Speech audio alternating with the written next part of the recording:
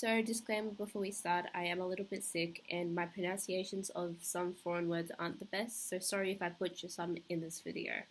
Okay, so my presentation will look at the Korean wave, especially in the film industry and how it's grown in popularity globally. I'll be focusing on the film Parasite by Bong Joon-ho, which has taken recent strides in South Korean film history, as being the first non-English language film to win Best Picture at the Oscars, among other things. Background into the director of the film. He's a South Korean film director, writer, and producer.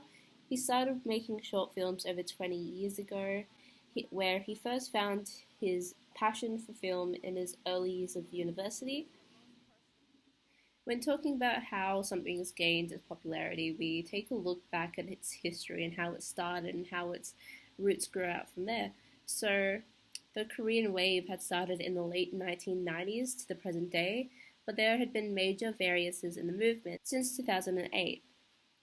Since this Korean wave is a continuation from the 1990s, it's hard to distinguish from when it directly started. However, there are distinctive characteristics between the two time eras, so this way we are able to identify them. The distinctive differences is what type of content was getting circulated, where it was getting circulated, the target audience, and their cultural policy. And another change that happened in 2008 were the products that were getting mass consumed. In the first Korean wave, the products that was getting consumed was cultural products. But since 2008, broadcasting, movies, music, and games have surpassed. In the Western film industry, there's an often set way of how a film should go, and what cinematic trope should be in it to be considered a blockbuster movie, often leaving out other foreign films or smaller budget films to be left out of the limelight and not get as much recognition. However, due to social media and globalization, people are able to gain some control of the flow of their content from anywhere in the world.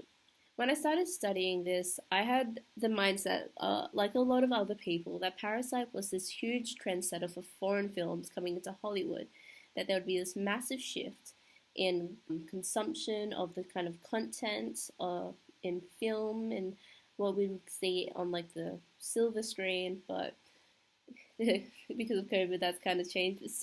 But researching this, it's been happening for a while. Foreign films have been exposed to Western audiences before. However, this doesn't take away from Parasite's huge win and the meaning that it will have for foreign film communities. It shows that there's a space among the Hollywood elites for foreign actors, producers, and writers, that there is an audience that appreciates them and the work that they make.